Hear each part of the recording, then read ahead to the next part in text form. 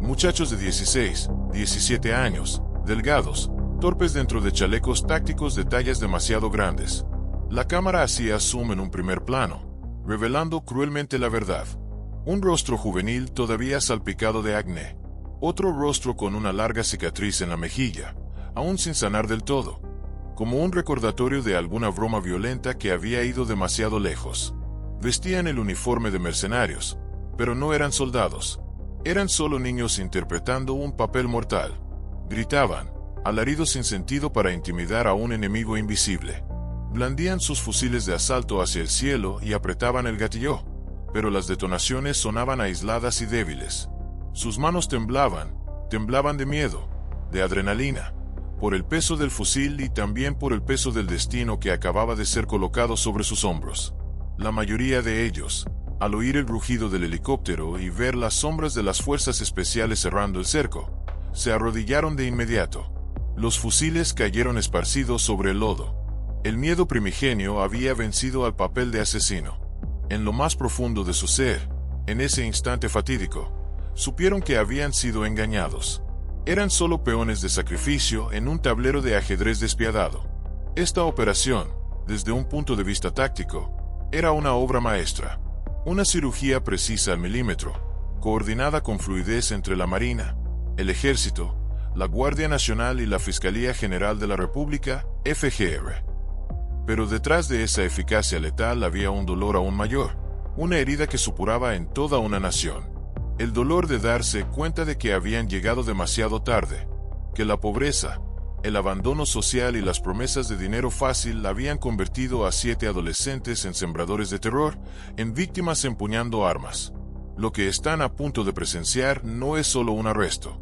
Es un reflejo brutal, una acusación implacable sobre cómo el crimen organizado siembra la muerte utilizando las mismas vidas que apenas comienzan a florecer. Desde lo alto, Harfuch lo había visto todo, y ese día, aunque no pronunció una sola palabra, su mundo entero pareció derrumbarse. La Costa Grande de Guerrero posee una belleza engañosa. A primera vista, parece un paraíso olvidado. Caminos de tierra roja que serpentean entre una vegetación verde y densa. Motocicletas destartaladas que transportan personas y mercancías atraviesan pequeños pueblos de casas bajas y techos de lámina descoloridos. El sol, apenas asomado, ya comenzaba a quemar la tierra, prometiendo un día sofocante.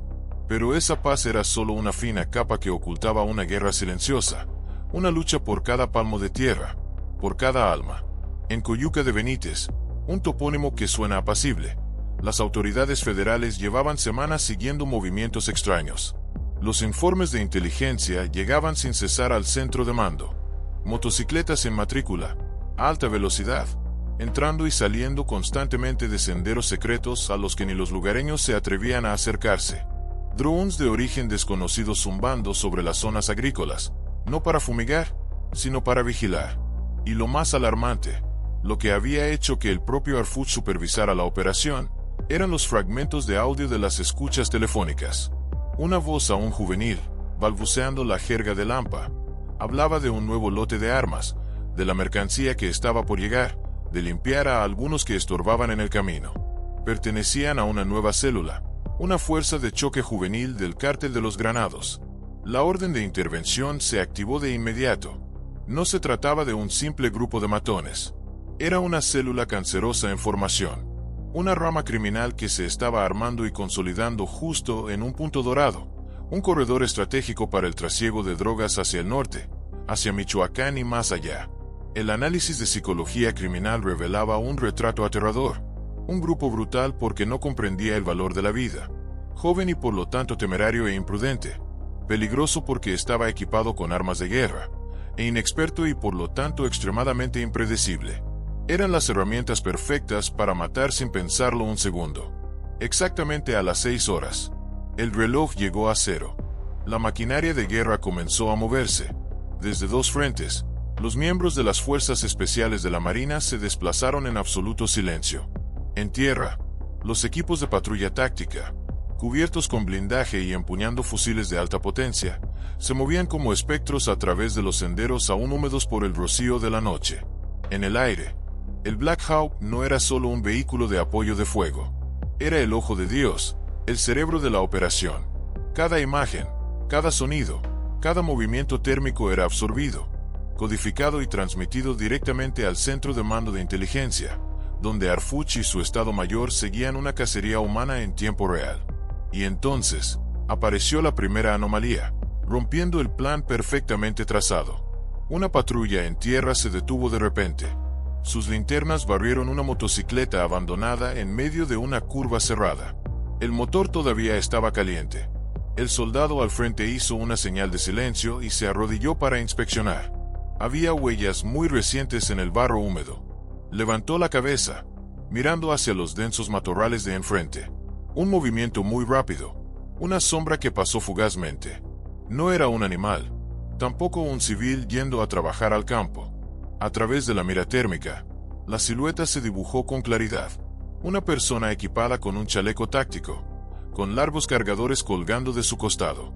El silencio fue desgarrado por la primera orden que resonó en los auriculares de todas las unidades.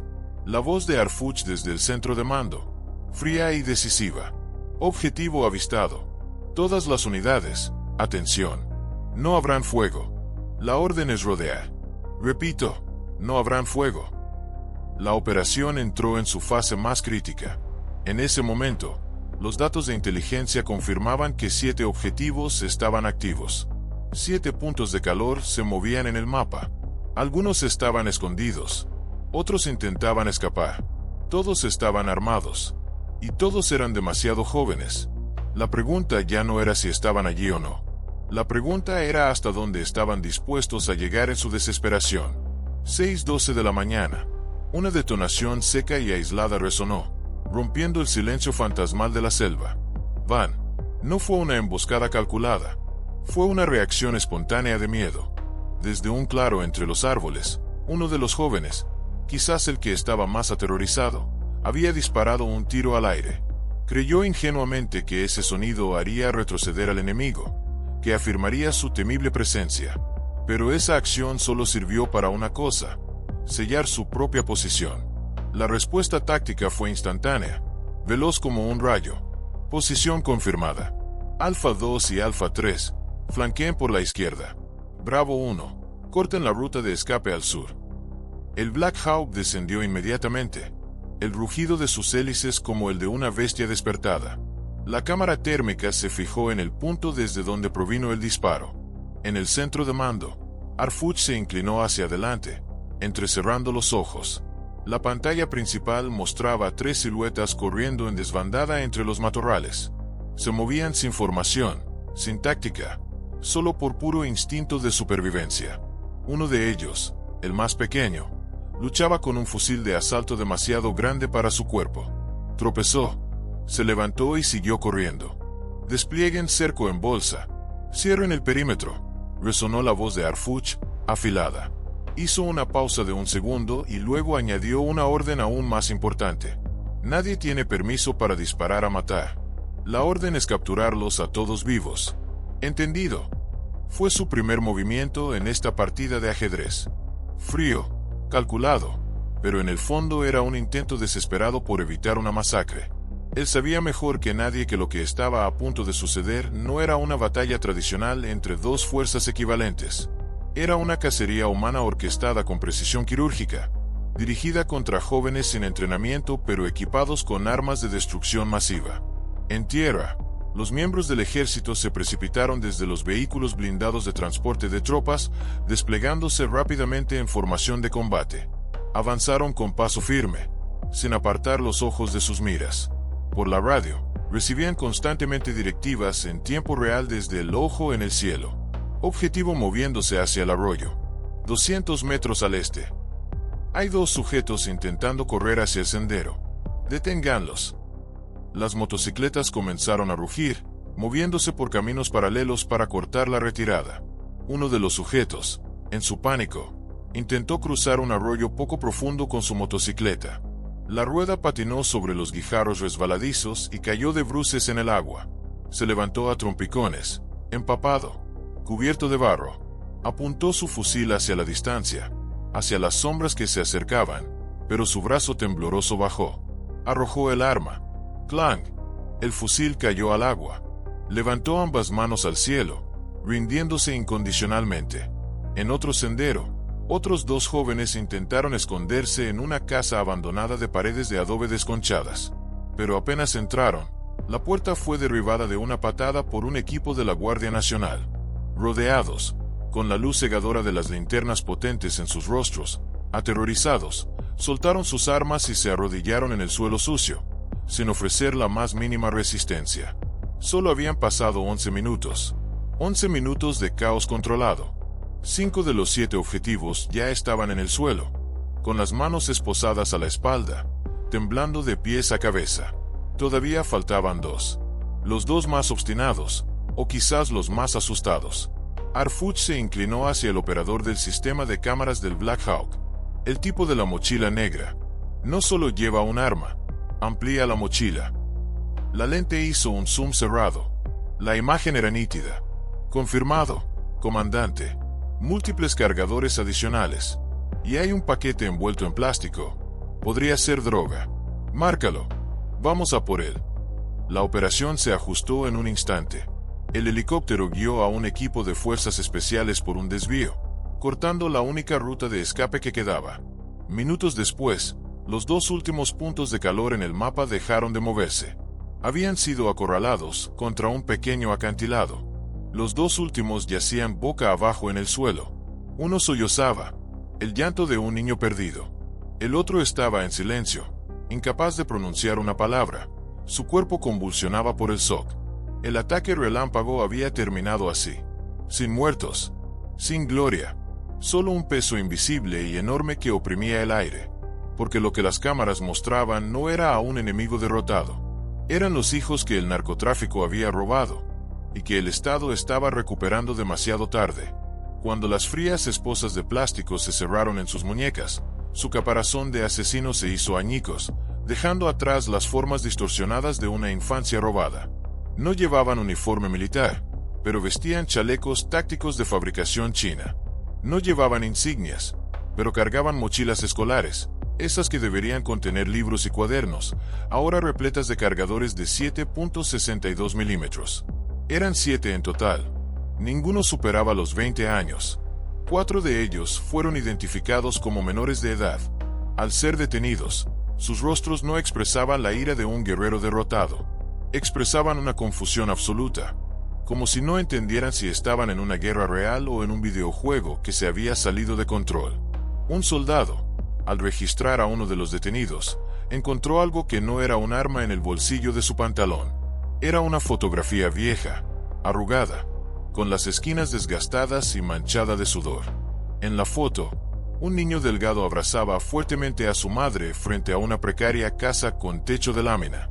La sonrisa del niño era radiante, inocente. En el reverso de la foto, con una caligrafía infantil e irregular, había un mensaje. «Mamá, un día tendré mucho dinero». El soldado miró la foto, y luego miró al adolescente que temblaba en el suelo. Silenciosamente, guardó la foto de nuevo en su bolsillo. Otro, el que sollozaba, se aferraba a un collar con una cruz de plástico azul.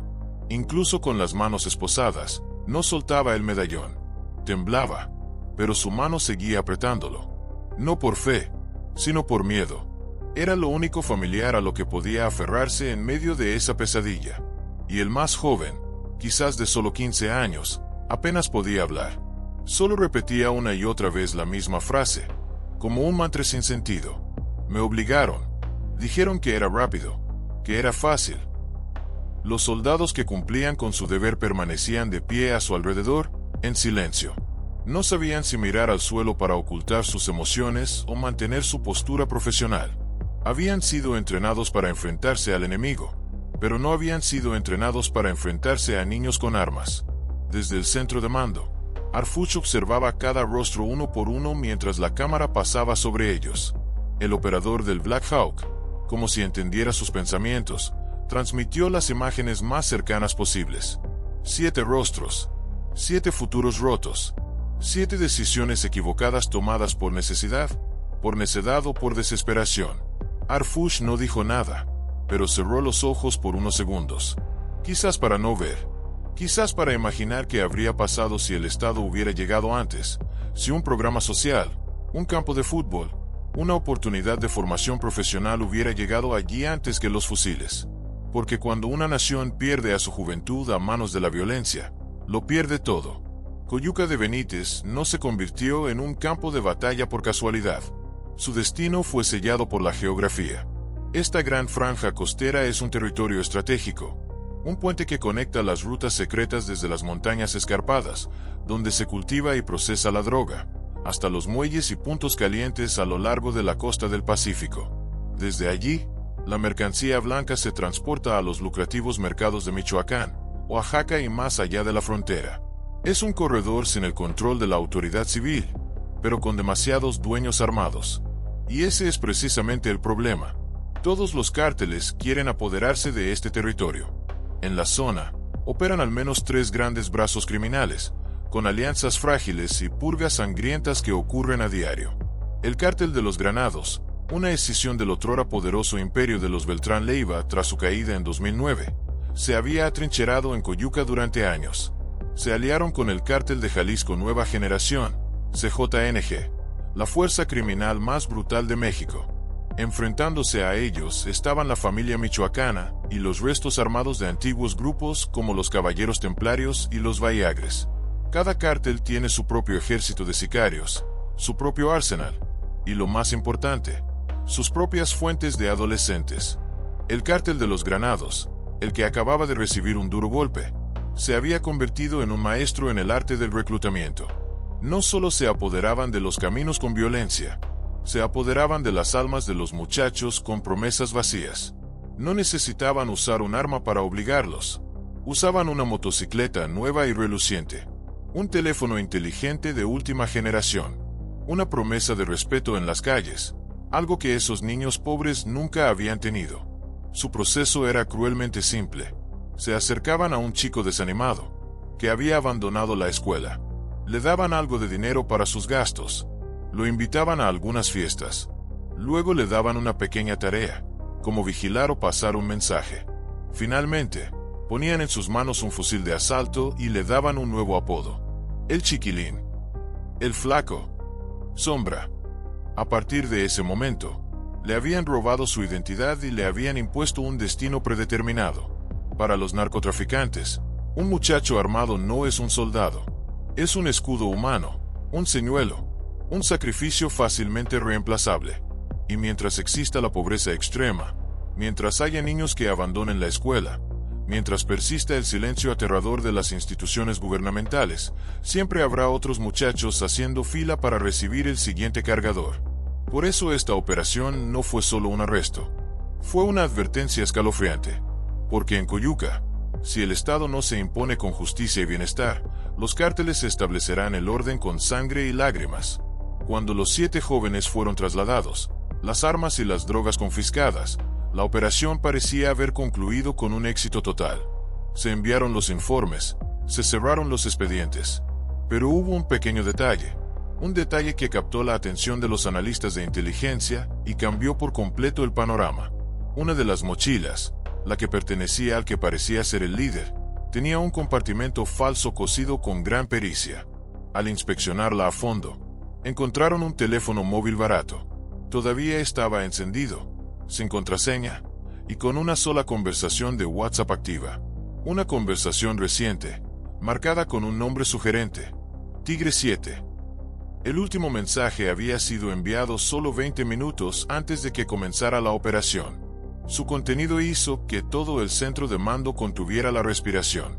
No se muevan. El contacto ya habló con los de verde. No va a pasar nada.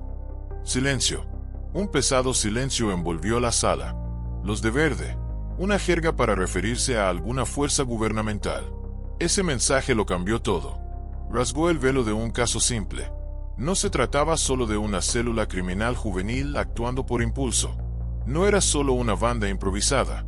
Era un grupo organizado, dirigido. Lo que es más aterrador, creían tener protección desde dentro del sistema.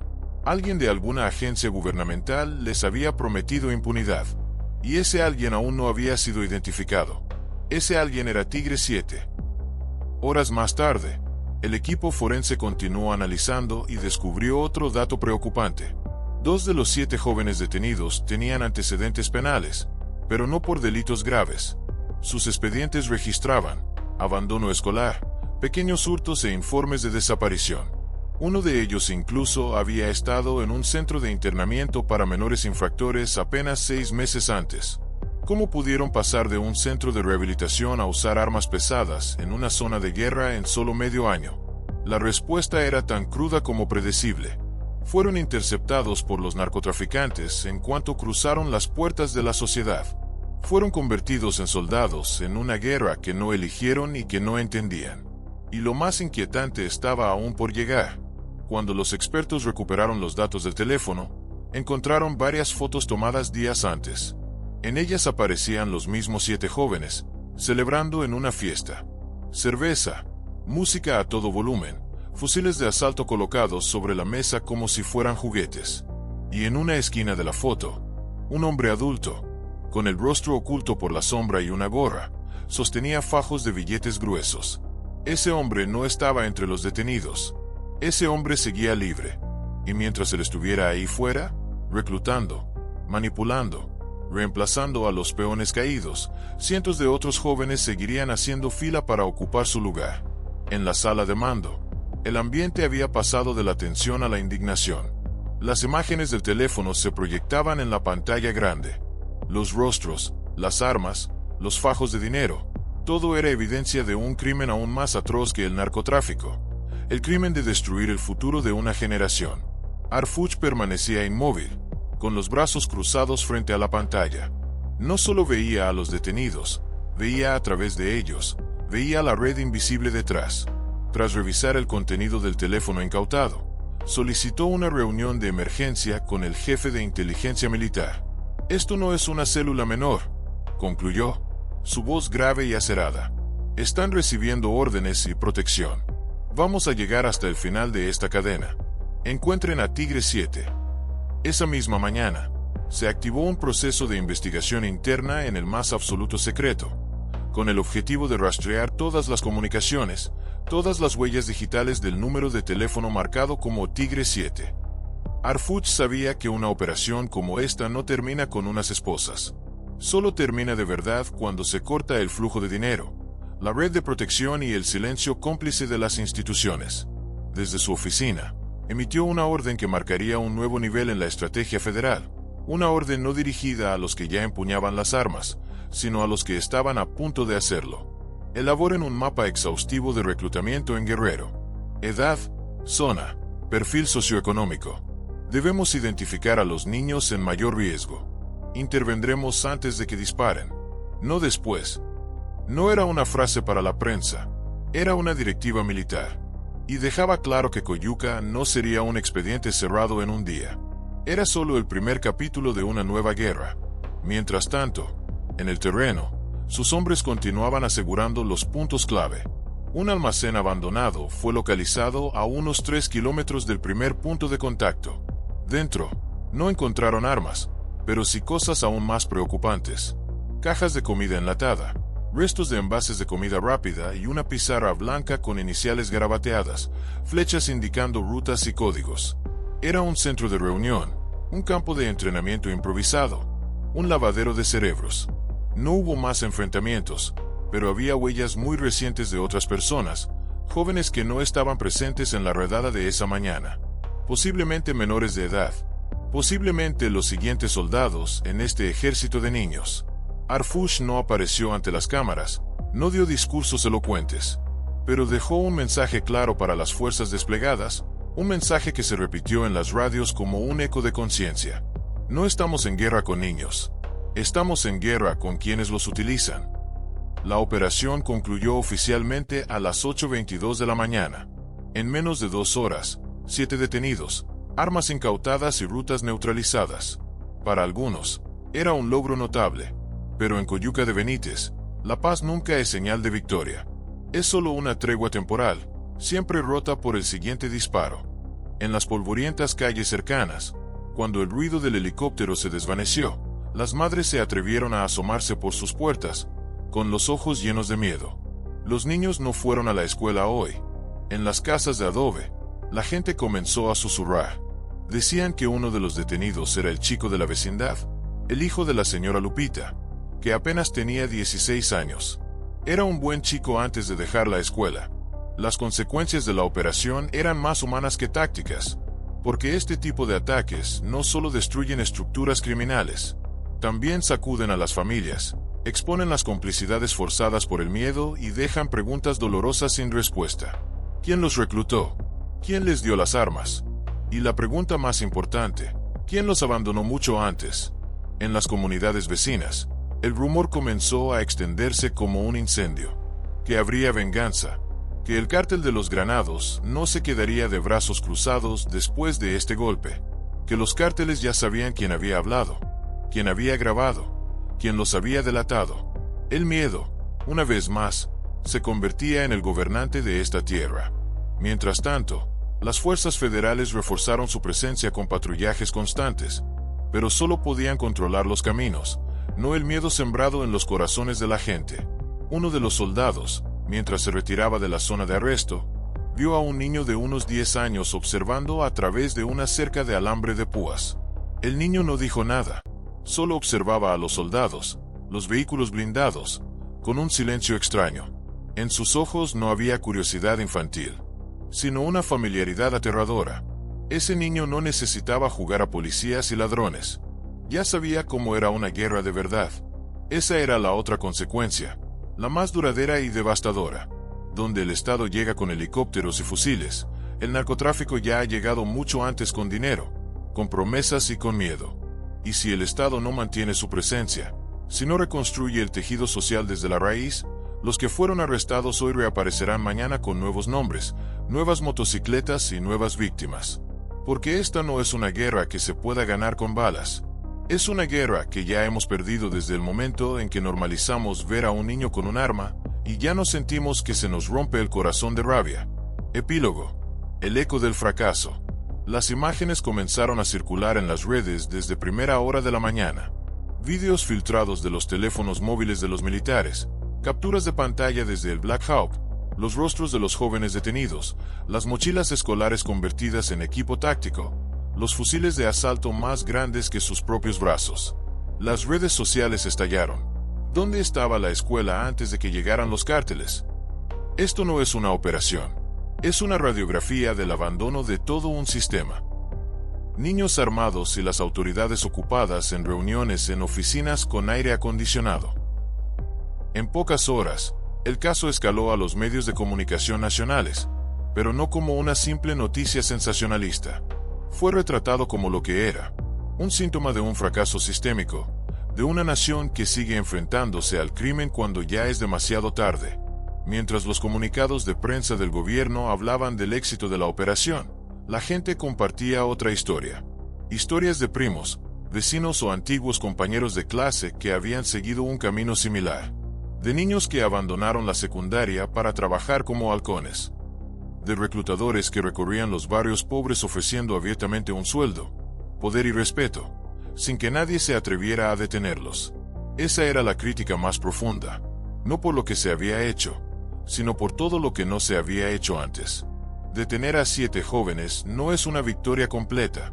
Es, en el mejor de los casos, una pausa en una guerra que ya empezamos a perder cuando dejamos de preocuparnos por nuestros propios jóvenes. La operación había terminado. El informe se completó con palabras frías. Objetivo cumplido. Pero lo que sucedió en Coyuca no puede resumirse en un informe oficial. Lo más aterrador no fueron los disparos, sino el silencio que quedó después. El momento exacto en que un chico de 17 años, empapado en sudor y barro, suelta su fusil de asalto y levanta las manos al cielo, como si suplicara que alguien lo despertara de una pesadilla que había comenzado demasiado pronto. Desde su oficina, Arfuch lo vio, y aunque nunca lo admitiría, algo se rompió dentro de él en ese instante, porque él lo sabía. Los narcotraficantes ya no reclutan soldados. Están reclutando almas infantiles, y mientras esas almas sigan cayendo en sus redes, ninguna operación, por exitosa que sea, será suficiente. La Costa Grande había vuelto a su paz cotidiana, pero era una paz falsa, un silencio de tumba. porque allí donde los helicópteros ya no rugen y las cámaras se han apagado, todavía está el reclutador, todavía está la promesa de dinero fácil, y todavía está el abandono más absoluto de la sociedad. Y la pregunta final queda abierta, flotando sobre los cielos de Guerrero como una maldición. ¿Llegaremos alguna vez a tiempo antes de que aprieten el gatillo? ¿O seguiremos llegando siempre cuando ya están completamente perdidos?